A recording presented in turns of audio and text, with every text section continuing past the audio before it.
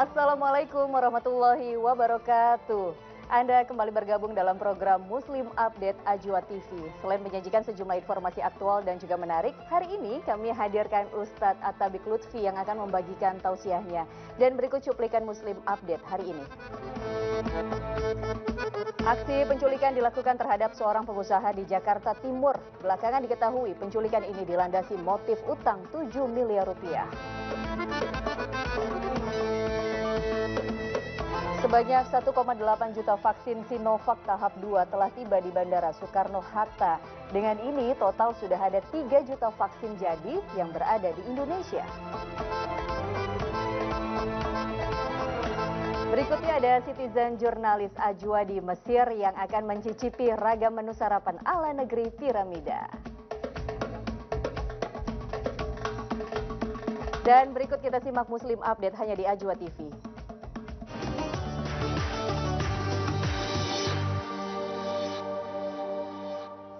Dan sebelum memulai informasi pertama, kita sudah bersama dengan Ustadz At-Tabiq Lutfi. Assalamualaikum Ustadz. Waalaikumsalam warahmatullahi Mbak Pratiwi. Nah, seperti biasa Ustadz akan ada tausiah yang disampaikan oleh Ustadz dari setiap peristiwa yang terjadi di kehidupan kita. Tapi sebelum itu kita ke informasi pertama terlebih dahulu. Di mana ada penculikan seorang pengusaha dipicu persoalan utang 7 miliar rupiah terjadi di wilayah Jakarta Timur. 6 penculiknya pun berhasil diringkus polisi. 6 tersangka penculik seorang pengusaha di Cipayung, Jakarta Timur ini dibekuk Subdit Resmob Direktorat Kriminal Umum Polda Metro Jaya. Aksi para pelaku terjadi 25 Desember lalu. Kala itu korban seusai pulang bekerja diculik dan dibawa ke rest area kilometer 34 Tol Jagorawi arah Bogor. Di sana, korban dianiaya karena dituduh belum membayar utang senilai 7 miliar rupiah. Penculik tak mau mengakui jika korban sebenarnya sudah membayar utangnya. Ada niat jahat daripada si para pelaku-pelaku ini, ya, niat jahatnya coba menghilangkan bukti, ini bentuk keterangan daripada korban, bukti pembayaran yang sudah dilakukan, pembayaran sekitar 5 miliar. Jadi tetap dia menagih sekitar 7 miliar lebih, itu upaya mereka. Polisi masih memburu tersangka lain berinisial AR yang merupakan otak utama penculikan dan peminjam uang kepada korban. Keenam tersangka ini dijerat pasal berlapis tentang penculikan, penganiayaan dan pencurian dengan ancaman maksimal 20 tahun penjara. Arafah Supandi melaporkan dari Jakarta. Ini ada aja ya orang yang memiliki niat buruk, padahal menurut keterangan polisi tadi sudah ada pembayaran yang dilakukan oleh para korban nih Ustadz. Ustadz, bagaimana tanggapan soal utang piutang ini Ustadz?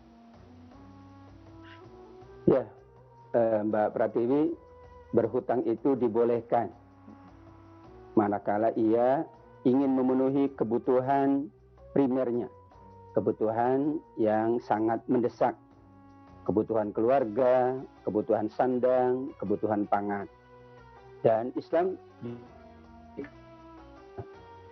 bahwa yang berhutang wajib melunasi hutangnya sesuai dengan akad yang terjadi antara kedua belah pihak. Manakala seseorang ingin melunasi hutangnya, justru Allah Subhanahu wa taala menyebut dalam hadis Rasul 3 golongan yang Allah pasti menolongnya. Di antaranya adalah seseorang yang ingin melunasi hutangnya. Ikhtiar untuk melunasi hutang amat sangat dianjurkan, bahkan diapresiasi oleh Nabi Muhammad. Untuk itu, jika mereka melunasi, itu sudah menyelesaikan tanggung jawabnya.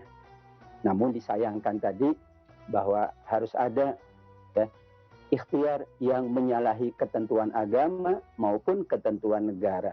Tentu penculikan, pencurian, rampokan dan sejenisnya merupakan satu perbuatan yang sangat tercela, termasuk dosa.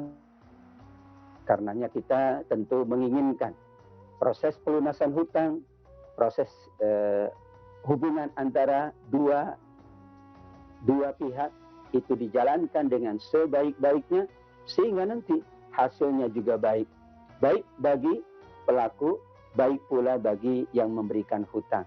Begitulah ketentuannya agar kita mampu menjadikan kita dengan manusia akad yang diridhoi oleh Allah Subhanahu wa taala. Amin, amin. Itu tadi kalau kita lihat juga para pelaku ini justru tidak mengikuti sunnah Nabi di mana ada orang yang sudah berikhtiar berupaya membayar utang tapi justru malah diculik dan menghilangkan bahwa si korban ini sudah membayar hutang ya Ustadz Nauzubillah min dzalik. Semoga ini tidak terjadi lagi di siapapun itu dari kita.